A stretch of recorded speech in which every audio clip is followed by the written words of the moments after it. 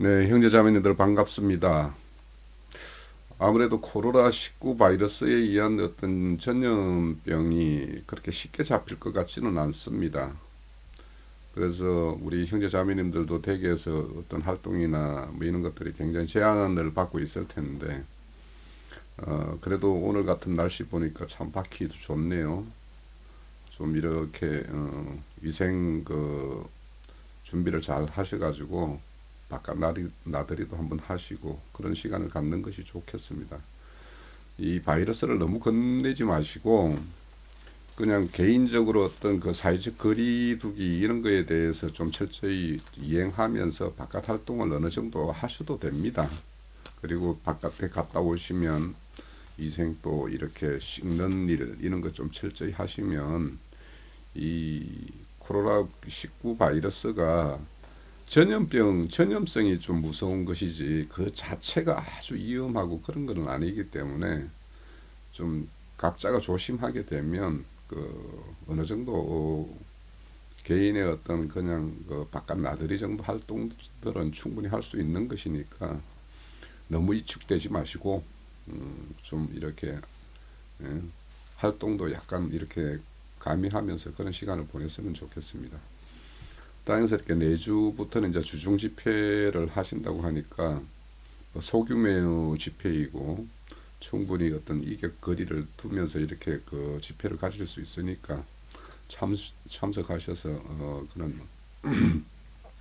교회 모임을 통해서 그런 말씀을 듣는 그런 귀한 시간들을 가지시기 바라고요. 오늘 제가 말씀드릴 것은 우리 지체들의 증거 1000가지 질문 중에서 64번이죠. 이삭이 가로되 내 아우가 간교하게 와서 내 복을 빼앗았도다. 자, 이 말씀을 보면 어떻게 사람의 복을 빼앗기도 하고 빼앗기기도 하고 빼앗을 수도 있는 것인가, 뭐 이런 어떤 사람들이 그런 말씀을 이렇게 보면 그럴 수도 있겠죠. 그런 의문이 있겠죠. 또 이제 이런 질문을 이렇게 던지면 기존의 애정론자들 같으면은 절대 복을 빼앗고 뺏을 수 없다, 뭐 이렇게 결론을 짓겠죠. 그런데 지금 여기 말씀은 창세기 27장의 말씀은 복을 빼앗고 빼앗기고 뭐 이것이 주제는 아니에요, 근본적으로. 그래서 성경에 등장하는 그 인물들은 대표성을 가지고 있어요, 항상. 그래서 그 사람들, 에서와 같은 사람들, 야곱과 같은 사람들, 이렇게 큰 대별을 해서 이렇게 말씀을 봐야지, 아, 개인의 한 에서, 개인의 한 야곱, 이렇게 보는 관점이면 성경의 말씀은 좀 곤란하다. 그래서 성경에 등장하는 모든 인물들은 대표성을 가지고 있고, 우리 모두 많은 사람들의 어떤 그런 어떤 각각의 사람에게 자리하고 있는 그런 성정들을 이렇게 나타나는 것이기 때문에 내 스스로가 어떤 사람의 어떤 노선을 취할 것인가 이런 것이 이제 가장 중요하죠. 그래서 신앙의 어떤 계대, 그래서 우리 계대 상속법이라든지 뭐 이런 것이 있죠. 그게 왜냐하면 생명의 계대는 쭉 흘러가는 것인데 내가 어떤 계대의 노선을 탈 것인가 이런 것을 제시하는 것이 성경의 기본적인 어떤 맥입니다. 그래서 오늘 이 주제의 말씀을 좀 이렇게 살펴보려면 창세기 27장을 쭉 봐야 되는데 그냥 제가 그 줄거리를 말씀을 드릴게요. 우선 이삭이 장자 야곱을 불러서 내가 별미를 먹고 너를 축복해 주겠다 이렇게 말씀을 하죠. 그러니까 에서는 별미를 만들기 위해서 이제 들로 짐승 사냥을 떠납니다. 근데 이 말 이렇게 이삭이 장자 예서를 불러서 하는 이 이야기를 어머니 리브가가 듣게 돼요. 그래서 리브가는 태중에 있을 때 작은 자를 큰 자가 작은 자를 섬길 것이다라고 이 말을 했기 때문에 이 야곱이 섬김을 받고 큰 자가 되어야 그러니까 야곱이 섬김을 받는 그런 것이구나 이렇게 이제 생각을 했던 것이죠. 그래서 실질적으로 이제 야곱에게 새끼 염소 2마리로 가지고 이제 이렇게 별미를 지어서 야곱을 아버지 이삭에게 이제 드리는데 그때 야곱의 어떤 복장이나 이런 것들은 다 형 장자의 에서의 그 모습을 그대로 이렇게 있게 되죠. 그래서 이거는 우리의 구원의 모습이 어떤 것인가 이런 것이라고 이제 말씀을 드렸던 것 같고요. 그래서 여기 보면 그 창세기 27장 23절에 보면 그의 손은 에서의 손과 같이 털이 있으므로 분별하지 못하고 축복하였더라 그래요.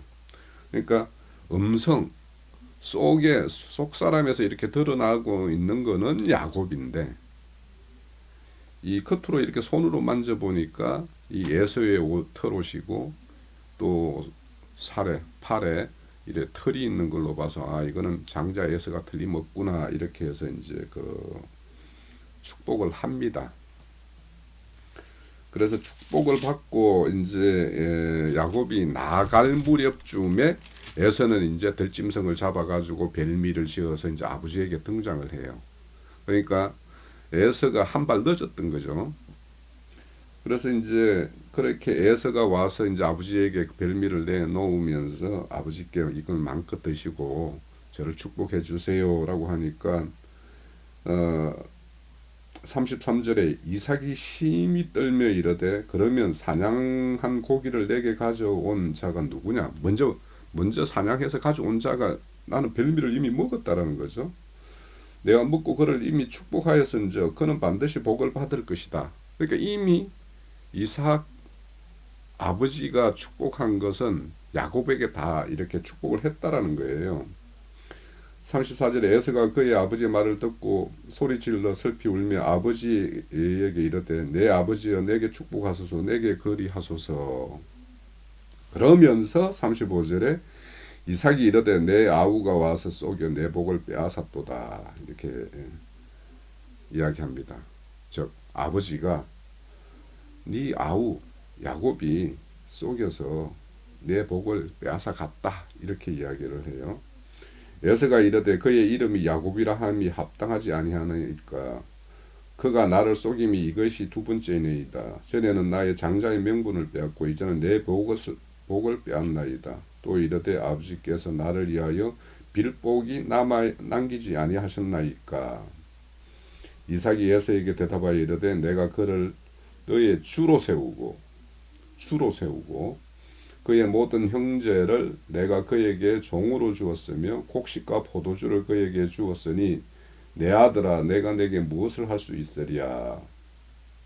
38절 에서가 아버지께 이르되 내 아버지여 아버지가 빌복이 하나뿐이니까 내 아버지여 내게 축복하소서 내게도 그리하소서 하고 소리 높여 우니 그 아버지 이삭이 그에게 대답하여 이르되 내 주소 너의 주소의 땅은 기름짐에서 멀고 내리는 하늘 이슬에서 멀 것이며 너는 칼을 믿고 생활하겠고 내 아우를 섬길 것이며 내가 매임을 벗을 때에는 그 멍에를 내 몸에서 떨쳐버리리라 이렇게 말씀을 해요. 그래서 보면 이삭이 야곱을 축복할 때의 내용은 28절에 보면 하나님은 하늘의 이슬과 땅의 기름짐이며 풍성한 곡식과 포도주를 내게 주시기를 원하노라.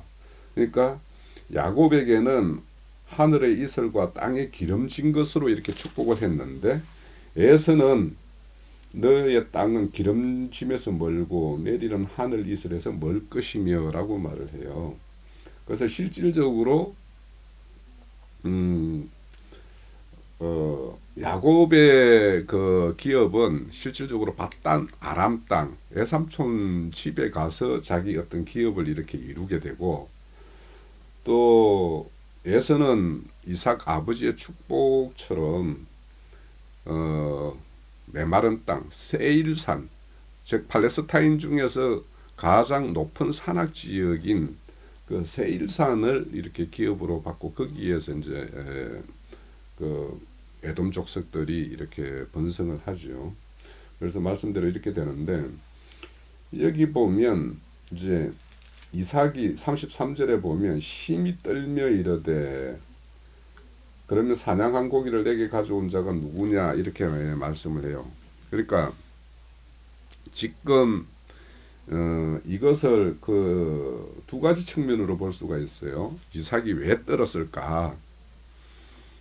이삭이 뜬 거는 자기가 생각할 때 에서가 다 마땅하게 이 복을 받아야 될 것을 야곱이 받았기 때문에라고 생각할 수도 있겠죠. 그죠? 겉으로 보면 아마 내가 실수했구나 해서 그렇게 심히 떨었을 수도 있어요. 그런데 이걸 다른 한면으로 보면 이삭의 자기 생각에는 이 축복을, 그러니까 주와 종으로 나누어지는 이 축복을 주로는 에서가 주가 되고 야곱이 종이 되어야 되는 걸로 생각을 했었는데, 하나님의 간섭에 의해서 이게 이삭이 생각했던 거와 전혀 다르게 역전이 되어 있단 말이죠. 그래서 자기 생각에는 에서가 축복을 받아야 되는데 이게 야곱이 축복받는 것, 이것이 하나님의 뜻이었구나. 그래서 내가 이 축복을 이삭 스스로 이렇게 결정하고 해서 야곱을 이렇게 에서를 축복하려고 했는데 이것이 아니었구나. 하나님의 뜻은 오히려 야곱을 축복하는 데 있었구나라고, 그렇게 순간적으로 에서가 들어와서 축복을 빌어달라고 할 때, 그때 이 떨은 이유는 그냥 글자 우리의 어떤 전체 스토리적으로 보면 에서를 축복하려는 걸 자기가 실수해서 야곱을 축복해서 떨었다라는 것보다는, 오히려 하나님은 원천적으로 야곱을 축복하고 에서를 저주하는 것이, 야곱을 주로 세우고 에서를 종으로 세우는 것이 하나님의 뜻이었구나를 알았을 때, 자기가 오히려 자기 생각대로 그것이 성취되었다라면 큰일 날 뻔했구나, 이런 어떤 전혀 다른 시각에서 이삭이 이렇게 떨었을 수 있는 거예요. 저는 개인적으로 후자라고 생각이 들어요. 그래서 그렇다면 하나님은 이제 이 에서와 야곱의 이야기가 나오면 누구나 같이 먼저 생각하는 것이 뭐냐면 애정론이에요. 그래서 말라기에서도 보면은 에서는 미워하고 야곱은 사랑했다라는 말이 나오고, 또 로마서 9장에도 보면 약속의 자녀인 약속의 자녀 야곱을 취하고 에서는 이렇게 버린 것처럼 이렇게 기록을 하고 있어요. 그런데 이제 지금 이 창세기 27장의 내용은 그런 어떤 애정론, 일반 어떤 장로교파에서 말하는 그런 애정론과 전혀 상관없는 그런 말씀이다. 즉 에서와 같은 들사람은 하나님의 어떤 축복을 받을 수가 없는 것이고, 종룡이 어머니 장막에서 가르침을 받고 그렇게 어머니의 어떤 인도를 받는 그 야곱의 모습이 바로 하나님의 축복받는 대표자의 어떤 모델이다라고 이렇게 두 사람을 대비시켜서 이렇게 등장시켜서 두 생명계대가 어떻게 흘러가는지를 우리에게 제시하는 거예요. 그래서 우리 일반적으로 여기 보면 이제 그 축복의 내용을 보면 뭡니까? 기름짐, 땅의 기름짐과 하늘의 이슬 이야기하는데, 이 땅의 기름짐과 하늘에서 내리는 이슬 이 자체가 은혜를 상징하는 거예요. 이건 하나님에 의해서 전적으로 주어지는 걸 말하는 거단 말이죠. 그래서 하나님의 어떤 기본적인 축복이라는 것은 전적으로 하나님 이 편에서 그냥 그 값없이 주어지는 것이지, 이것이 쟁취하고 뭐 이렇게 하는 것이 아니다. 우선은 그렇게 말씀을 드리고, 그리고 여기에 보면 이제 그 뭡니까 37절에 보면 그를 주로 세우고 그 나머지 형제들을 그의 종으로 세웠다라는 이 말씀은 우리가 어떤 우리의 어떤 관념으로 가지고 있는 주종 관계로 이해를 하면 곤란해요. 우선 이스라엘의 그 이후에 물론 그 이후에 이제 그 율법이 제정되기는 합니다만 기본적으로 율법이라는 것도 다 하나님의 법이고 하나님의 어떤 이 그 하나님의 백성을 이렇게 이끄는 그런 어떤 기본 원리는 율법 전이나 율법 후나 똑같아요. 그런데 단지 율법이라는 것은 실질적으로 우리에게 이제 너희들이 지금까지 행하는 행실들이 이 법이라는 어떤 거울에 비추어서 너희들이 이 법을 범하는지 안 하는지 이거의 어떤 기준을 제시하는 게 율법이란 말이죠. 그러니까 율법 전이나 율법 후나 이 하나님의 백성, 언약 백성들을 이끄는 하나님의 원리는 또 동일해요. 그렇다면 이제 그 우리 율법 내용 중에 보면은 우리 안식년이나 안식년이라는 게 있고 희년이라는 게 있고 이런 게 다 율법이죠. 근데 이런 것이 뭐냐면 하나님의 백성들을 이끌어가는 그 기본 원리가 담겨 있는 거예요. 그러면 그 원리에 따르면 남의 어떤 그 자기의 어떤 소유를 다 잃어서 자기 몸이 팔려가는 상황이 됐을 때 그 팔려간 사람은 그 산 사람의 어떤 주종 관계가 형성이 되죠. 그렇지만 그 주종 관계는 굉장히 인격적인 관계예요. 그래서 우리가 뭐 이스라엘의 어떤 그 민족의 어떤 계수법에는 어린아이와 뭐 여자는 계수하지 않는다고 그래서 그들의 인격까지도 다 무시하는 그런 어떤 미개적인 어떤 집단이라고 생각하면 큰 오해예요. 그래서 이스라엘의 어떤 그 민족의 어떤 주종 관계라는 건 굉장히 인격적인 관계이고 그 주종 관계는 6년이면 7년째는 그냥 해결되는 문제예요. 자, 여기도 보면 이제 아버지가 그 에서에게 말할 때 40절에 보면 너는 칼을 믿고 생활하겠고 내 아우를 섬길 것이며 내가 매임을 벗을 때에 네가 지금 매임이 이제 주종 관계로 이제 이렇게 아버지가 축복을 했지만은 이 매임 주종 관계의 어떤 매임이라는 게 벗을 때가 있다라는 거예요. 그러니까 이 주종 관계는 영원한 관계가 아니라 이것을 벗을 때가 있다라는 거예요. 그 벗을 때에는 그 멍에를 내 목에서 떨쳐버리리라. 네가 꺾어버릴 것이다. 그래서 내 목에서 떨쳐버릴 것이다라고 하는데 이게 이제 제가 뭐 찾아보지는 않았지만 누군가가 꺾어준다라는 거예요. 자, 이거는 궁극적으로 우리가 세상의 종로를 타고 있죠. 그렇게 어떤 육신에 매여서 이렇게 종로로 타잖아요. 죽음이 두려워. 이런 우리가 매여 있는 걸 주님이 오셔서 그 멍에를 벗겼죠. 그리고 그 위에 멍에를 꺾어버렸죠, 그분이. 이와 같이 에서도 지금 우리의 어떤 성정들이 실질적으로 우리의 에서와 같아요. 에서와 같이 우리는 들 사람이었고 하나님의 어떤 은혜 밖에 있던 이방인이었죠. 그런데 우리가 그런 어떤 그 사망의 어떤 그 멍에를 메고 거기에 어떤 종로를 타다가 주님이 오셔서 꺾어줬어요. 예수도 매 마찬가지예요.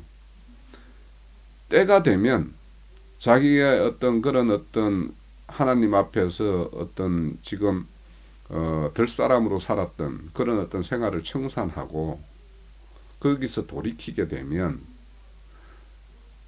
지금 장작에 대한 어떤 장작권도 잃어버렸고 그 장자가 받아야 될 축복까지도 차자인 에서가 야곱이 와서 다 취하여 간 이런 것들이 언젠가는 다시 회복될 때가 있다라는 거예요. 그래서 우리가 이 에서와 이 야곱을 이렇게 볼 때 이거를 뭔가 애정론으로 덩치시켜 가지고 이렇게 누구는 축복받기로 누구는 버림받기로 이렇게 미리 애정되어 있다라는 이런 논리의 어떤 그런 생각을 가지면 이건 성경과 전혀 상관없는 전혀 다른 방면으로 이렇게 성경을 보는 눈이에요. 자, 우선 그 성경에서 말하는 복이라는 것을 이야기할 때 복에는 분복이 있고 신령한 하늘의 복이 있어요. 이 분복이라는 거는 믿거나 믿지 않는 사람이나 누구에게나 주어지는 복이에요. 그거는 뭐냐면 오늘같이 이런 따스한 햇살, 봄날 따뜻한 온기와 따뜻한 이렇게 햇살을 주는 거, 이런 거는 믿는 자나 믿지 않는 자나 누구나 누리는 거예요. 이것도 다 하나님이 주시는 것이죠. 자, 이런 것을 분복이라고 해요. 그렇지만 믿는 사람에게 그리고 하늘의 안목을 가진 사람들에게, 이 세상의 안목이 아니라 보이지 않는 것을 바라보는 그 안목을 가진 사람들에게, 그 사람들에게만 주어지는 복이 있어요. 그것이 오늘 우리가 받아 누리는 이 복이에요. 믿는 자로서 누리는 복. 그래서 이렇게 복이라는 것에 대해서도 이제 기본적으로 이런 개념이 있고, 또 그 성경에 뭐 그 복이라는 단어를 쓰는 히브리어가 여러 가지가 있습니다만 우선 가장 대표적으로 쓰는 게 그 바라크라는 말이에요. 이 바라크라는 거는 무릎을 꿇다, 축복하다, 복을 주다, 찬양하다 이런 뜻이에요. 그래서 이 전체적인 의미를 다 이렇게 새겨보면 우리는 다 하나님 앞에서 선악과 먹고 높아진 심령이었어요. 그래서 내 인생의 모든 것을 내가 스스로 책임진다라는 어떤 그런 인생을 살았던 사람들이에요. 그런데 그런 사람들이 나의 참주인, 내 생명의 어떤 그런 주관자가 계신다라는 이런 사실을 알고 그분 앞에 무릎 꿇는 것이 복이에요. 그러면 그 사람에게 나오는 것은 뭐냐면 참 생명이신 그분을 찬양하는 소리가 나오는 거예요. 그래서 이 바라크라는 거는 기본적으로 자기의 이치를 발견할 때 내가 내 스스로의 어떤 모든 것을 주관하고 내 모든 것을 내 계획대로 이렇게 할 수 있는 그런 존재가 아니라 나는 누군가에 의해서 이 땅에 보냄을 받은 자이고 그 보냄에는 그 보내신 자의 어떤 고유한 목적이 있는 것인데 이런 목적을 발견하고 그 목적을 위해서 내 인생의 어떤 모든 것을 이전의 어떤 삶에서 새로운 어떤 방향으로 전환하는 것, 이런 것이 진정한 복이죠. 그래서 우리는 이렇게 우리의 어떤 생명의 어떤 주관자이시고 우리 생명을 나게 하신 그 생명의 근원자를 우리는 알고 있는 이 복이 얼마나 큰 복인지 그 복에 대한 어떤 의미를 한번 새겨봐야 될 것 같고요. 자, 그러면 복이라는 거는 그럼 하나가 있는데 이거를 얘가 주고 얘가 가져가면은 쟤는 못 받고 이런 것인가?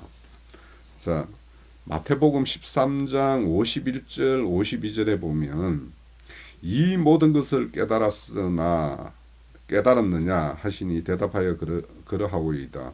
예수께서 이르시되 그러므로 천국의 제자된 서기관마다 마치 새 것과 옛 것을 그 곳간에서 내어 오는 주인과 같으니라 하고 이야기해요. 자, 지금 이 천국의 서기관 입장에 서 있는 사람이 누구냐 하면 이삭 아버지예요. 그러면 이삭의 아버지는 하늘의 곳간에서 애굽과 새끝 모든 것을 이렇게 내려줄 수가 있는 그런 하늘 곳간 직이에요. 그러면 거기 곳간에는 다함이 없는 곳간에 어떤 재물들이 쌓여 있어요.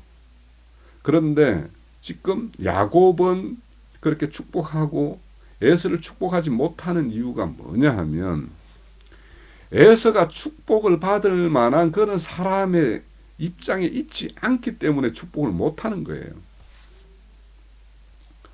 그래서 우리 이 주님의 어떤 심령들을 여러 가지로 표현하는 것 중에 제가 가끔 언급하는 누가복음 16장의 불의한 청지기가 주인의 어떤 재산을 제 주인에게 빚진 자들을 대신에 막 탕감을 해주죠. 그 모습을 보고 주인이 지혜롭게 행한다 이렇게 평가를 해요. 그처럼 하나님은 하나님의 곳간에 있는 것을 받을 만한 자가 많아서 그것을 다 내어주고 싶은 것이 하나님의 심정이에요. 그런데 그런 어떤 심정인데 그 곳간의 것을 손에 쥐어주면 진짜 돼지에게 진주를 주는 것과 같이 아무 가치 없게 흡의하는 것이 될 수 있는 그런 자에게는 그 복을 줄 수가 없는 것이죠. 그래서 이런 어떤 그 하늘의 어떤 축복이라는 것은 그 자가 축복을 받을 만한 어떤 자세가 되어 있을 때, 그 자세라는 거는 우리가 대단하게 뭔가 우리가 자격을 확보해가지고 이런 것이 아니라 가난한 심령, 애통하는 심령, 의에 줄이고 목마른 이런 어떤 심령이 된 자에게는 그것이 딱 주어지면 그 자에게는 그것이 축복으로 되어지지만 그런 게 준비되지 않은 자에게 그런 어떤 것이 주어지면 오히려 그것이 그 사람을 죽이는 살인 무기가 돼요. 자, 잠깐 그 예를 들어보면 다윗 왕의 어떤 그 상대였던 사울 왕 같은 경우에 사울 같은 경우에는 겉의 모양으로는 뭐 이렇게 그 애모나 이런 것이 어떤 출중했고 그런 걸로 이렇게 묘사가 되고 있어요. 그렇지만 그 사울이 그 이스라엘 왕국의 왕권이 주어짐으로 인해 가지고 이 왕권에 의해서 사울 가문이 멸문지화를 당해요. 물론 모든 멸문지화를 당하는 건 아니지만 그렇게 사울의 어떤 그런 가문이 아주 그걸로 그 사울이 왕으로서 앉게 됨으로 인해 가지고 아주 큰 어떤 그 공경의 어떤 처하는 이런 결과가 되죠. 이와 같이 하늘의 복이라는 것은 그만한 어떤 것이 되어졌을 때 주어져야지 진정한 하나님의 어떤 복이 된다라는 걸 우리는 알 수가 있어요. 또 그 마태복음 22장에도 보면은 아들의 혼인잔치를 배설을 하고 종들을 보내어서 이렇게 손님을 초청을 하죠. 그러면 초청을 했는데 그들이 각자 자기 일들 때문에 나는 밭갈로 가야 되고 나는 내 사업을 하러 가야 돼서 난 거기에 가지 못하겠다라고 이렇게 거절을 합니다. 그때 종들을 이렇게 내거리에 가가지고 모든 사람들을 이렇게 초청을 하는 어떤 이런 장면이 있어요. 그래서 주님께서는 이런 것들을 그 어떤 배설하는 잔치에 많은 사람들이 이렇게 초청객으로 오셔서 그 어떤 잔치의 어떤 누림을 함께 가지기를 원하시는 분이에요. 그런데 그 잔치에 가는 것보다 지금 내가 내 어떤 기업과 내 어떤 그 경작지를 이렇게 돌보는 것이 더 어떤 의미가 있고 가치가 있겠다라는 판단하에서 그 길을 가지가 않는 거예요. 그래서 이렇게 하나님은 늘 주고자 하는 그런 것을 늘 이렇게 예비하고 있는 그분이 그것을 받을 준비가 되지 않은 자들, 그것이 문제예요, 사실은. 자, 그래서 창세기 27장의 내용은 에서와 야곱의 관계를 겉으로 드러나는 어떤 장자권을 두고 쟁탈전을 벌이는 것처럼 이렇게 묘사되어 있지만 실상은 그런 자격 없는 자들이 그런 복을 가지고 누리는 것은 하늘의 복 누림은 전적으로 하나님의 은혜에 속한 것임을 밝히 드러내는 측면이 있다. 즉 야곱이 뭘 해서 받는 것이 아니잖아요. 야곱을 돕는 어머니의 어떤 수고, 네? 그리고 형 에서의 어떤 거독과 이런 모양을 낸 이런 것들에 의해서 이제 이렇게 받잖아요. 그래서 우리의 구원이라는 것은 우리가 마땅히 받을 자격이 있어서 받는 것은 절대 아니다라는 것을 이 야곱의 모습에서 알 수 있어요.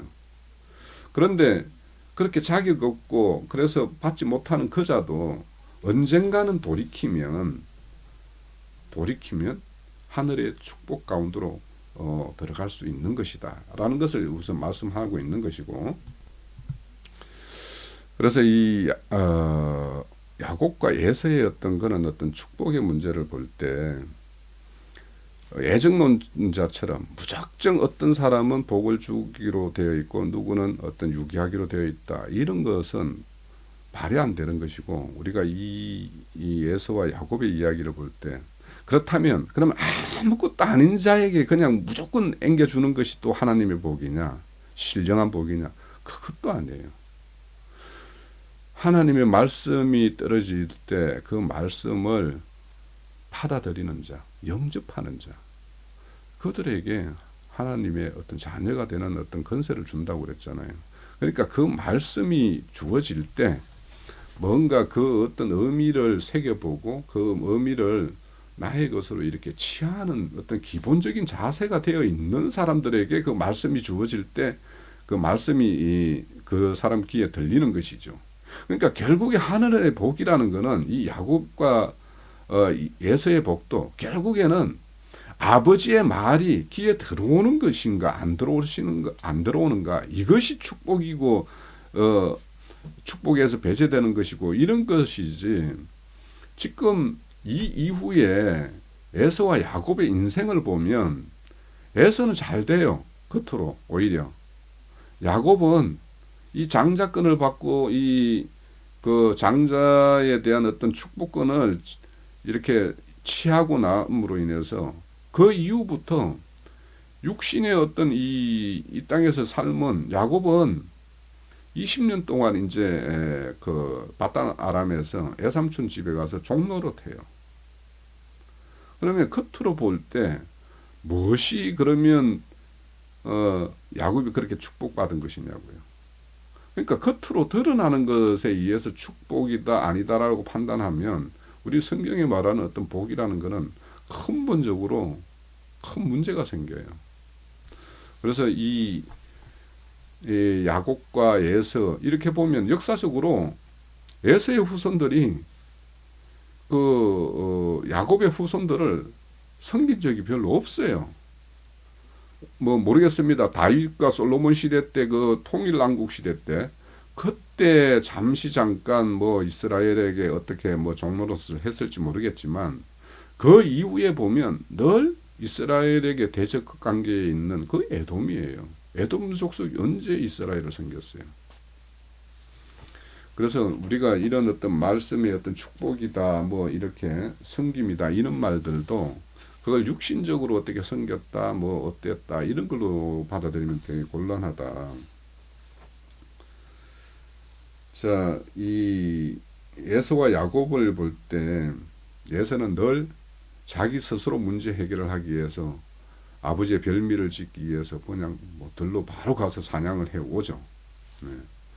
그에 비해서 야곱은 어머니 장막 가운데 거하면서 어머니가 주워주는 거 가지고 그냥 어머니가 다 해주는 거 그냥 쫄래쫄래 이렇게 했던 그 어머니 엄마 치마폭에 쌓여 있는 마마보이와 같은 이런 모습으로 이 야곱은 보여요. 그래서 하나님의 복을 받는다라는 것이 우리의 인간적인 어떤 관점에서 저 사람은 교회를 위해서 뭘 위해서 이렇게 크게 이렇게 활동을 하고 뭔가 일을 이렇게 이루어내는 어떤 이런 것이 어떤 하나님의 축복의 어떤 기준이다라고 생각하면 저 같은 사람이나 우리 교회 지체들은 뭐 어떤 복을 받겠어요? 그게 아니다라는 거예요. 하나님의 복이라는 거는 하나님의 어떤 복받음이 될 만한 사람, 그 사람에게 주는 거예요. 그건 세상의 어떤 가치관이 아니라는 거예요. 지금 에서는 철저한 세상 관점의 사람으로 그렇게 살아가는 어떤 모습이었고, 그래서 세상의 관점으로 하나님을 섬긴다고 하는 종교인의 어떤 행석에 가깝고, 야곱은 우리 복받는 자들의 어떤 모습, 정말 세상으로부터 버림받고 뭐 이렇게 그래서 어떤 애삼촌이라는 그 어떤 어머니의 어떤 혈족에 의해서 노동이 착취당하고 막 이런 모습으로 나타나요. 그래서 우리의 어떤 구원에 있어서 성령님의 어떤 인도함을 받는 것. 그래서 야곱이 리브가 어머니의 어떤 인도를 받아서 아버지의 축복을 받는 것.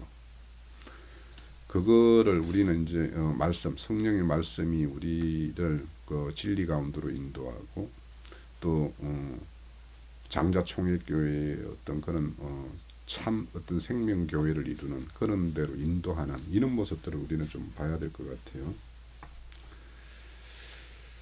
자, 또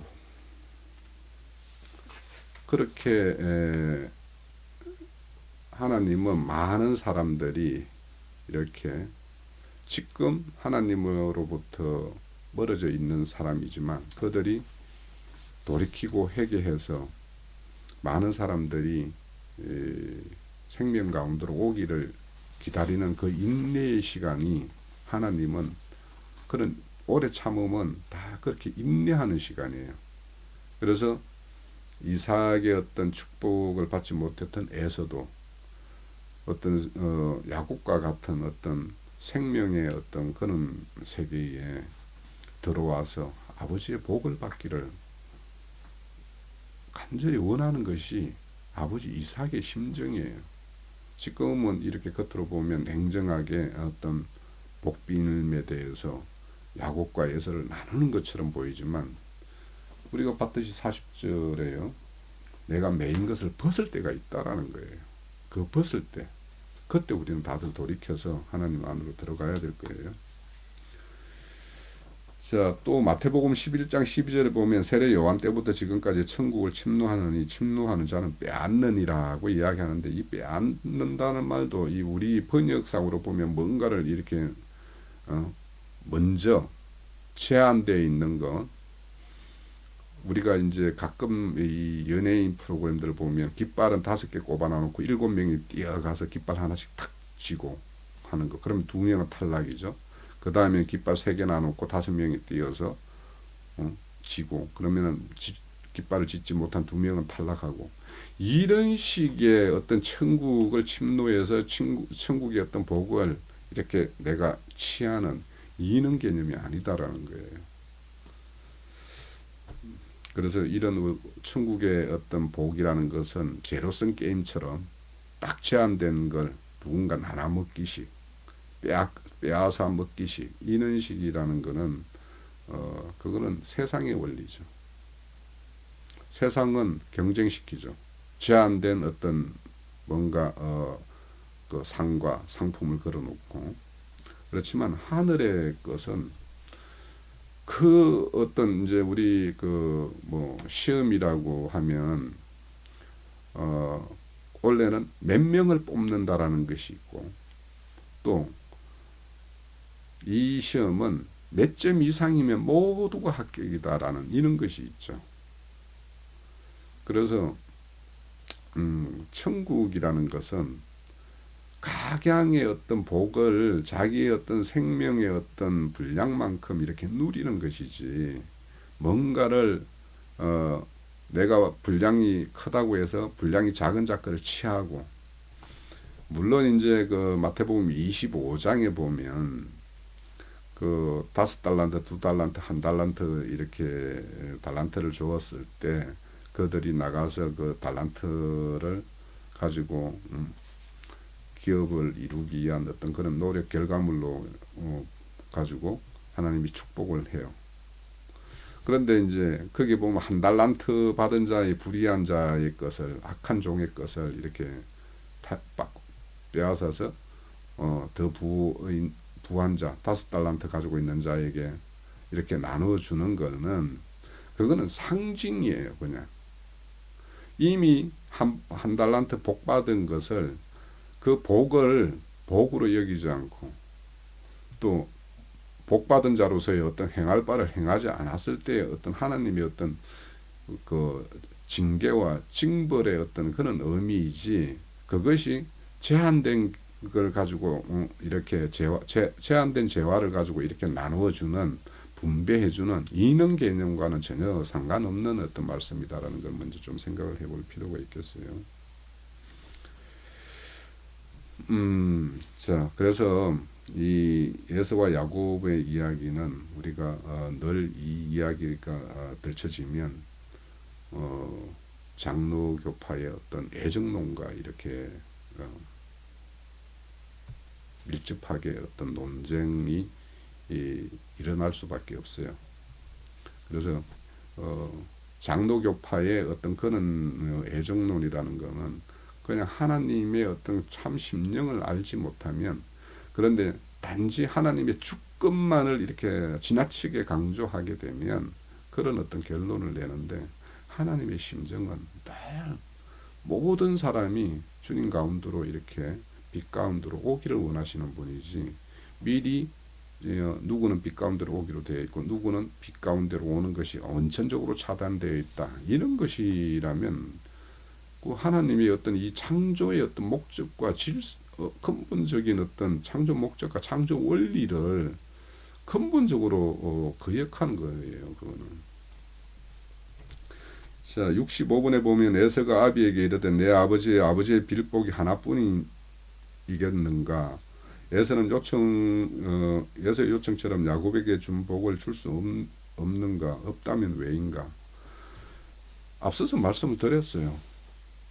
아버지 이삭은 모두의 두 자식에게 두 자식 다 사랑하지 않는 아비가 있을 수 없어요.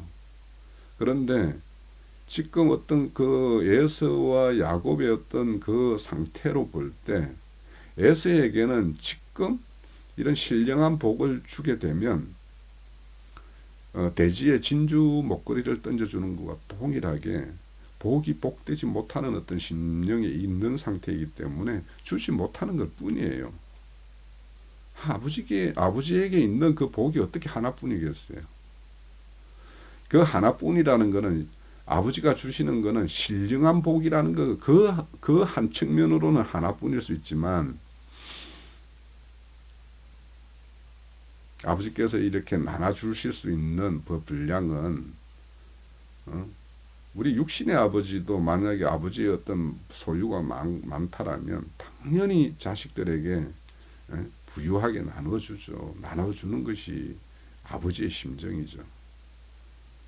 그러면 이 우주 만물을 경영하시고 모든 것을 소유하고 계시고 모든 것을 운행하시고 모든 것을 이렇게 지배하에 있는 그 아버지가 소유가 적어서 어떤 자식에게는 주고 어떤 자식에게는 줄 수 없는 이런 것은 근본적으로 질문이 이제 그 예서가 그렇게 요청을 하니까 이거 이제 한번 생각해 보자라는 어떤 그런 의미였지. 예서 같은 경우에는 자기가 야곱보다 복을 받지 못할 이유가 하나도 없다라는 생각을 기본적으로 가지고 있는 사람이에요. 그래서 야곱이 그렇게 축복을 했으면 야곱을 그렇게 축복했으면 에서 자신에게도 반드시 축복할 것이 마땅하다라고 생각하는 거예요. 그러니까 자기 어떤 복받음의 어떤 그런 게 합치되는 어떤 그런 것인가에는 별 관심이 없고 오로지 복이라는 그 자체에만 집중되어 있는 이 에서의 모습이죠. 그래서 창세기 27장의 어떤 그 에서와 야곱에 대해서는 큰 논란이 있어요, 사실은. 그렇지만 이거는 성경의 어떤 전체적인 어떤 내용으로 보면 에서와 야곱은 그 어떤 에서의 어떤 신앙의 계대, 야곱의 신앙의 계대, 이렇게 어떤 한 계대를 이렇게 이루어가는 어떤 대표 인물로서 등장시켜서 성경에서는 우리에게 교훈하고 있고, 그래서 너는 이 말씀을 보는 창세기 27장을 바라보면서 애정론으로 바라보는 크자들은 이 성경의 의도와는 전혀 상관없는, 그래서 자신은 이미 택정함을 받았기 때문에 하나님의 복을 받는 것은 너무도 당연하다라고 생각하는 이런 것은 성경이 말하고자 하는 어떤 의도와 전혀 상관없는 것이다라는 것을 우리는 알 수가 있죠. 자, 대략은 제가 설명드릴 내용들은 다 된 것 같고요. 이 섬긴다, 그러니까 이 하나들을 주인으로 하나들을 종으로 이렇게 할 때 종이 너를 섬길 것이다라고 하는 이 섬긴다라는 말 속에는 당연히 섬기기 위해서는 일을 해야 되고 봉사해야 되고 또 누군가에 애속되어 있다라는 말도 있는데 아주 특별한 의미로는 뭐냐면 예배자라는 뜻도 있어요. 그래서 이 종의 모습이 진정한 어떤 종, 어쩔 수 없이 종이 된 어떤 그런 것과 우리 출애굽기인가 어딘가에 보면은 깃둘린 종 있죠. 깃둘린 종. 주인의 집에서 나가지 않겠다라고 이렇게 서원하는 그 종에게는 이렇게 문지방에 대해서 길을 뚫죠. 그것처럼 자청하는 종. 우리가 참 예배자가 되려면 주님의 어떤 참종이 되어야죠. 그게 예배자죠. 그래서 예배자라는 것은 앞서서 말하는 이 섬긴다라는 의미에 있는 일한다, 봉사한다, 경작한다 이런 뜻, 이런 뜻이 그 예배자의 어떤 삶에는 그런 것이 이렇게 내포되어 있다, 이런 어떤 의미가 될 수 있을 것 같아요. 자, 좀 두섭이 말씀드렸지만 이것으로 제가 지체적인 증거는 마칩니다.